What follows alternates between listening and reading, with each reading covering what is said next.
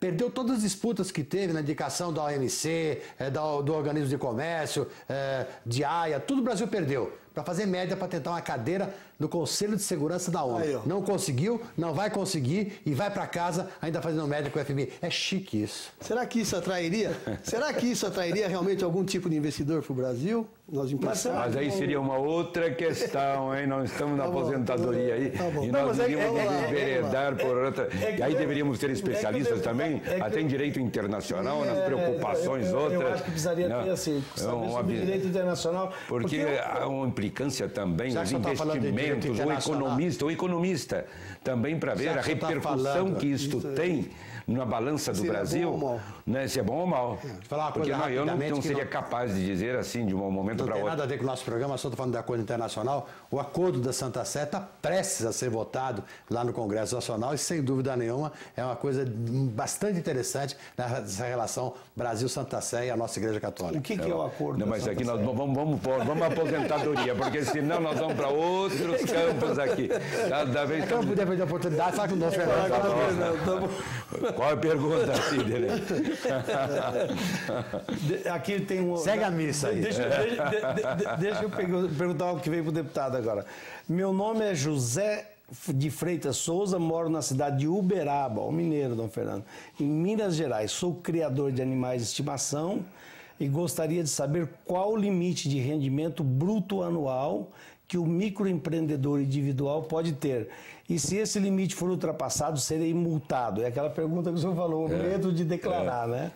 Não, na verdade, se ele ultrapassar os 36 mil reais ano, ele não será multado. Ele passará a ser microempresa. Entendeu? Ele aí tem um outro limite, mas ele deixa de ter essa condição de tratamento Ele tem uma criador de animais de estimação. Então, porque quando o animal cria bastante, ele tem que limitar. Então ele tem que dividir com a mulher, com os parentes. Tratamento diferente. E encargos diferentes também ou não? É isso que ele está perguntando, então, encargos que vão surgir. A partir do momento em que ele passa a ser uma microempresa, entendeu? Ele vai ter um novo limite, vai ter uma nova forma de pagamento, que não é essa. A grande vantagem do microempreendedor é trazer a pessoa para o sistema. A partir daí ele pode migrar de MEI para microempreendedor, passar para microempresa, pequena empresa, média empresa, tudo isso está dentro da mesma lei, a Lei Complementar 128, com a grande novidade aprovada pelo Congresso no final do ano passado, em dezembro, que criou essa possibilidade da aposentadoria da meia hora, do microempreendedor individual e também a relação da micro e pequena empresa com todo o sistema único de tributos. Você não precisa pagar a microempresa, independente da questão do MEI, não precisa pagar imposto para governo federal, governo estadual, governo municipal. Paga uma única coisa e depois ele se entende para dividir a forma de tributação. Ah, tá. Mas nós temos ainda mais uma pergunta lá. Vamos ver aí, viu, Sidney? Depois vai procurando já outra também. Outros aqui do e-mail, Dom Fernando. Queria só perguntar o seguinte, como é que a pessoa que não tem aposentadoria, igual tem um rapaz que está aí com nós, ele já está com quase 50, sei. Ele não tem NPS, tem nada, e como é que ele pode se aposentar? Que maneira? Mas a questão é, ele é aposentado? Ele deve ser, deve ser, né? Mais de 70 anos. 71 ele tem. Então, se ele não tiver nenhum tipo de contribuição, ele já tem direito ao LOAS. Então, aos 65 mas já tem... Mas como ele falou do outro... ele deve ter falado do outro. Eu só queria chamar a atenção para um detalhe. A legenda nossa fala que ambulantes agora podem se aposentar. Na verdade, agora poderão se aposentar. Eles terão que começar a pagar para depois ter o direito de aposentar. Esse ambulante terão que pagar pelo menos 15 anos para ter direito a aposentadoria por idade. Você pagar o mínimo de contribuição 15 anos para ter direito à aposentadoria. Isso. Eles pagariam 51,15, que é a contribuição. Agora, então, se ele começar a pagar hoje, ele vai se aposentar... Daqui 15 anos. Daqui 15 anos. 51... Se ele já tiver ultrapassado o limite de idade, 65 anos de idade o homem, 60 anos de idade a mulher. R$51. 51,15. E 15. É 11% do salário mínimo. Vai mudar quando tiver um novo salário mínimo. Por mês. Por mês. Em janeiro do ano que vem, quando mudar o salário mínimo, vai mudar esse limite. Quer dizer, mas é qualquer coisa, bota 53, 54 reais. Não é muita coisa a mais. Subir o salário, vai subir a contribuição. Mas também vai subir o benefício dele para ele se aposentar.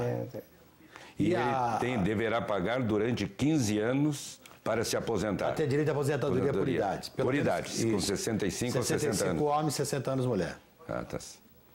Porque aí ele começa a calcular, né? Se devo pagar 15 anos, eu vou começar a pagar então, como tiver 50 anos. Mas é verdade, uma contribuição anterior.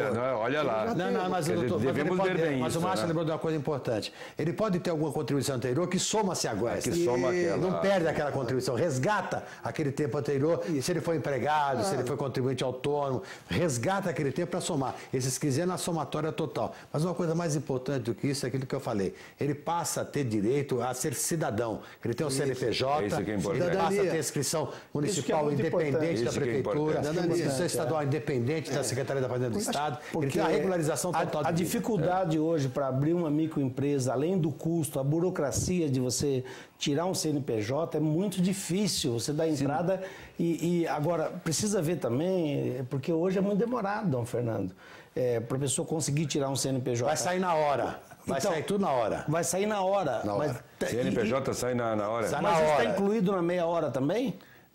Esse é um tratamento similar, mas não tem nada a ver com a meia hora. Porque aí você envolve, além do INSS, você envolve a ISS, demora para tirar um CNPJ é demorado. Mas esse daí, a partir de julho agora... vai ter um tratamento diferenciado. Por isso que eu estou te falando, tem um convênio entre o SESCOM, o Sindicato das Empresas Contábeis de cada estado, com a Receita Federal, para disponibilizar o atendimento por toda a periferia. Acho que é o direito à cidadania, né? Estamos aqui discutindo, né? Vai ser obrigatório o contador, então, a prestar esse serviço. O trabalhador chega lá, como os cartórios, tinha uma época que pagava para... Porque eu lembro que meu pai, por dificuldade, nós morávamos na roça, e meu pai e meus irmãos, a maioria não tinha registro, porque tinha que pagar no cartório, nunca tinha dinheiro para pagar o... Hoje é gratuito. Fazer o registro. Então, aí não sei que ano começou a ser gratuito. O tanto é que eu tenho, acho que 8 ou 10 irmãos, que meu pai registrou tudo num dia só. O dia que ficou grátis, ele foi lá. De ônibus até lá. Se for, então, se é mesmo que ônibus, de carroça, se algum deles de jumento. Se algum deles fosse jogador de futebol, eles seriam gatos, então. O quê? Se algum dos seus irmãos fosse jogador de futebol, seriam os gatos. Por quê? No futebol que vocês têm gato. Gato é a pessoa que tem o registro diferente da sua data de nascimento. Mas no meu caso dos irmãos aconteceu, porque chegava na hora, minha mãe, 11 filhos, não lembra, confundia os nomes, entendeu? Você sabe que tem muitas pessoas que têm, assim, não bate o nascimento real. É verdade. E a pessoa precisa tomar cuidado com o que você fala, porque depois na hora de aposentar acaba atrapalhando. É lógico. Porque ele vai se aposentar por idade. Quer dizer, falar, eu tenho 60 anos, mas no meu documento eu tenho só 50. Não vai poder se aposentar. Ou 58. Porque não bate a idade com a real, com o tempo de contribuição dela e o registro inicial. Tem muito problema desse. Então, você estava numa coisa importante. Evitar, né? Exatamente. Mas ela pode voltar no cartório e corrigir com testemunhas? Não, aí você tem que ser uma ação judicial no âmbito estadual. Vara de registros públicos. Eu arriscaria perguntar, será que esses ambulantes, a gente poderia dizer, eles têm a partir de então uma profissão, a profissão de ambulante, ou qual profissão nós... E a oportunidade de exercer que nós daríamos? Microempresário. Que é microempresário. Seria melhor. O nome é microempresário individual. Que beleza. É importante assim porque cada estado dá um nome, né, para os ambulantes. Não, porque ele vai registrar, quando ele vai preencher um papel, etc., como cidadão, ele vai pôr lá microempresário individual. Agora tem uma coisa importante. Nome bonito. O comitê gestor já listou as atividades que podem se inscrever no microempresário individual. E eu acho que está faltando algumas atividades. Nós vamos brigar agora com o Sila Santiago, que é o responsável por isso. Por exemplo, o guarda noturno não está dentro disso. E o guarda noturno é um microempreendedor individual, porque ele cobra de cada um da casa lá, na rua, no bairro ou na vila, e ele é um microempresário. E não está previsto o vigilante noturno, o guarda noturno. Nós vamos lutar para incluir essa atividade. Deixa eu falar, Dom Fernando, o senhor sabe que isso da profissão dele, eu acho que é importante pelo nome, mas tem uma outra importância grande também. Esses atacadistas, grandes atacadistas que tem, eles não vendem para pessoa física. Precisa ter um CNPJ.